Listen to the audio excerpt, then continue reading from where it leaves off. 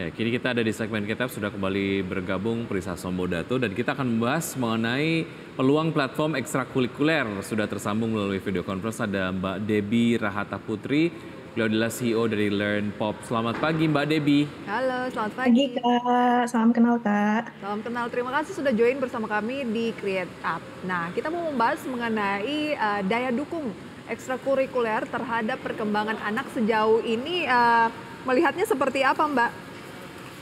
Oke, jadi pada umumnya anak-anak yang dianggap pintar di sekolah itu kan adalah anak-anak yang jago matematika dan IPA. Dan biasanya anak-anak yang berbakat di mata pelajaran selain matematika dan IPA itu dianggap kurang pintar, sehingga anak-anak jadi rendah diri dan tidak mengeluarkan seluruh potensinya. Nah, ekskul ini dapat menjadi solusi untuk membantu anak-anak untuk menyalurkan minat bakat mereka, sehingga dapat meningkatkan kreativitas dan rasa percaya diri mereka, dan juga dengan mengikuti ekskul yang mereka minati atau sukai dapat meningkatkan mood mereka dan mencegah depresi pada anak. Selain Oke. itu, ekskul juga dapat memberikan skill atau keahlian yang bermanfaat untuk masa depan anak. Jadi misalkan dengan bergabung di kelas public speaking atau kelas storytelling, tentunya akan meningkatkan kemampuan komunikasi mereka.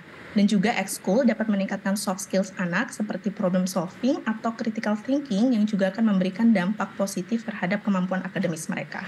Oke, ini juga sedikit pengalaman saya waktu kecil. Kalau saya nggak jago dalam hal matematika atau mata-mata pelajaran yang bersifat eksakta, saya ngerasanya nggak pinter gitu ya. Kesannya saya nggak punya opsi lain. Tapi dengan adanya platform ekstrakurikuler ini dapat mengasah skill-skill lain yang bisa dikembangkan, dan ini juga potensinya cukup sama lah ya untuk kemudian lebih berkembang lah untuk memaksimalkan potensi diri. Lalu apa saja yang tidak dimiliki oleh kegiatan ekstrakurikuler konvensional, Mbak Debbie, menurut findings dari Anda? Oke, jadi ketika mayoritas institusi pendidikan di Indonesia itu hadir dalam bentuk organisasi yang berdiri sendiri dengan menawarkan in-house class, One-Pop justru hadir sebagai marketplace yang menawarkan pilihan yang variatif dalam hal tutor, kurikulum, subjek, dan harga.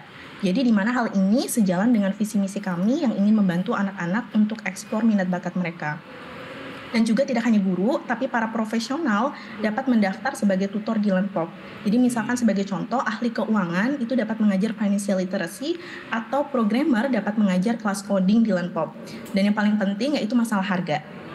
Jadi harga yang kami tawarkan itu terjangkau dan transparan untuk background pendidikan dan sertifikat yang dimiliki oleh para tutor, semuanya ditampilkan di halaman profil mereka, dan juga kami memiliki sistem tier tutor, di mana para tutor itu dibagi menjadi 4 kategori berdasarkan skor yang dihitung dari background pendidikan, sertifikasi, dan pengalaman kerja mereka. Oke, berarti LearnPop ini adalah tempat bertemunya para tutor dan juga murid begitu ya? Betul. Nah, lantas apa nih, Metode ekskul apa saja ya. mungkin yang bisa kita dapatkan di LearnPop? Oke, jadi kategori kelas yang kami sediakan itu ada life skills, digital skills, musik, seni, bahasa asing, hingga hobi club dan academic club. Di mana kategori ini juga masing-masing terbagi lagi menjadi beberapa subkategori. Jadi misalkan salah satu contoh kelas life skills adalah kelas komunikasi, dan kelas komunikasi itu terbagi lagi menjadi kelas public speaking, kelas debat, MC, atau storytelling. Oke, berarti hanya sebatas itu saja ya untuk kelas-kelas yang ditawarkan ya? Iya, Banyak kurang lebih kategorinya seperti tadi. kategorinya ada tadi. banyak, tetapi sub-subnya juga cukup banyak. Misalnya tadi kalau public speaking masih ada dibedakan dengan yang storytelling, MC, dan lain sebagainya. Sejauh ini tutornya sudah ada berapa banyak, Mbak? Oke, jadi kita so far baru launching sekitar 1 bulan yang lalu, dan selama 1 bulan itu sudah lebih dari 200 mitra LearnPop atau tutor yang mendaftar di platform kami. Oke, seperti apa metode pembelajarannya, seefektif apa metode pembelajarannya tersebut, kita akan lanjutkan usai jeda berikut ini ya Mbak Debbie ya, dan tetap bersama kami akan segera kembali. Oke, ngomongin soal ekskul, jangan sekolah dulu, Wiki. Apa sih kamu nyanyi? Kalau nggak vokal atau musik atau apa sih?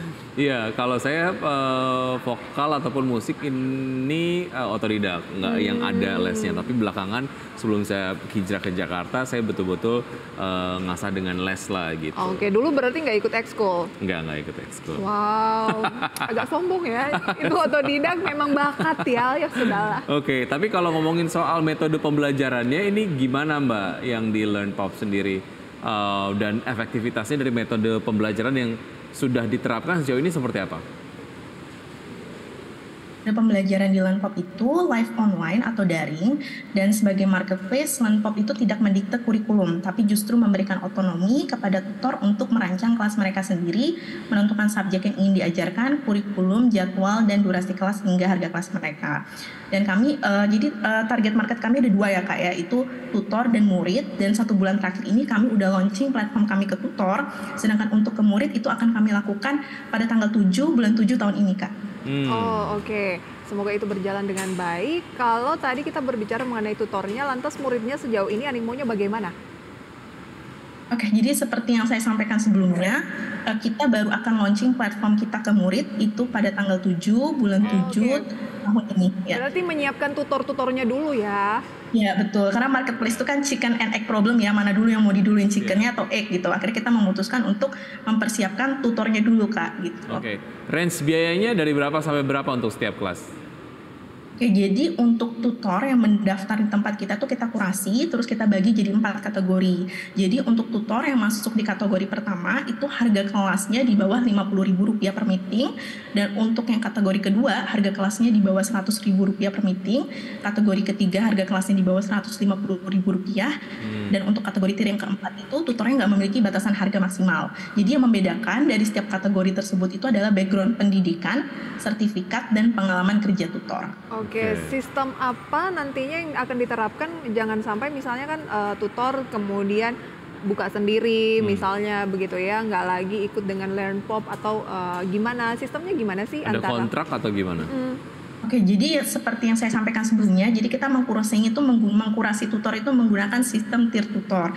Nah, nanti sistem tier tutor ini tidak hanya di awal, tapi juga ketika kelas berjalan, kita memberikan kesempatan untuk tutor untuk naik level. Jadi misalkan tadi tutor yang pertama, itu kan kelas harganya di bawah Rp50.000 kan Kak. Untuk dia mau naik ke level kedua, yang dengan harga Rp100.000, itu ada beberapa tahapan yang harus mereka lalui, yaitu yang kita lihat faktornya itu rating, review, jumlah kelas, dan jumlah murid Kak. Oke, dalam satu kelas pesertanya bisa berapa banyak? Itu maksimum sekitar 10 orang Kak. Oh 10 orang, oke, biar termonitor juga ya semuanya ya. Oke, berarti sistem kerjasama dengan tutornya sendiri itu ada semacam bagi hasil kah atau gimana Mbak Debbie? Ya ada, jadi bisnis model kami kan marketplace, jadi revenue model kami itu adalah komisi 20% dari setiap transaksi. Oke, lantas untuk bisa menggrab para murid agar maksimal begitu sesuai dengan target, apakah melakukan kerjasama dengan sekolah-sekolah atau strateginya seperti apa? Oke, jadi untuk sementara strategi marketing kita itu adalah digital marketing ya Kak ya, tapi juga kita melakukan offline marketing dengan rencananya kita akan pendekatan ke sekolah-sekolah Kak, kerjasama dengan sekolah-sekolah seperti itu. Oke, baik Mbak Debbie, target ke depan singkat untuk LearnPop apa? Oke, targetnya tentu kita punya roadmap ya Kak ya. Cuman untuk jangka pendek ini target kita adalah mengembangkan aplikasi, dan target jangka panjang kita adalah mengembangkan ekosistem pendidikan dengan diversifikasi produk. Oke, dan tentunya harapannya acara tanggal 7 bulan berapa tadi? 7 juga. Tanggal 7 bulan 7 tahun ini. Oh berarti besok ya? Iya, betul. Semoga lancar ya, semoga lancar. banyak menggrab murid-murid juga. Baik Mbak Debbie, terima kasih atas waktunya sudah bergabung bersama Create Up. Sukses untuk Anda, sampai jumpa. Selamat pagi. Oke, Baik. sebelum kita akhiri Create Up dan juga Power Breakfast pada pagi hari ini pemirsa, kami hadirkan kembali informasi mengenai pergerakan dari pasar modal, di mana sejauh ini indeks harga saham gabungan bergerak menguat 0,14%, 6.728 naik 9,7 poin.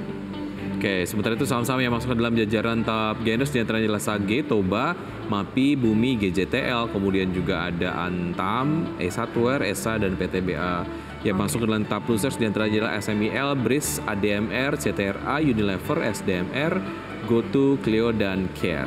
Makin dekat dengan IPO Aman Mineral, saham-saham tambang kayak makin bergeliat begitu ya. Ya. Tapi apakah ini erat kaitannya pemirsa? Tentunya keputusan investasi ada di tangan Anda sepenuhnya. Itu dia. Dan sudah 90 menit kami menemani Anda dalam Power Breakfast. Semoga pembahasan hari ini dapat menjadi referensi dan sumber informasi untuk Anda. Tetap perbarui informasi Anda hanya di IDX Channel, your trustworthy and comprehensive investment reference. Saya Wiki Adrian. Saya Prisa Sombodatu. See you in the morning.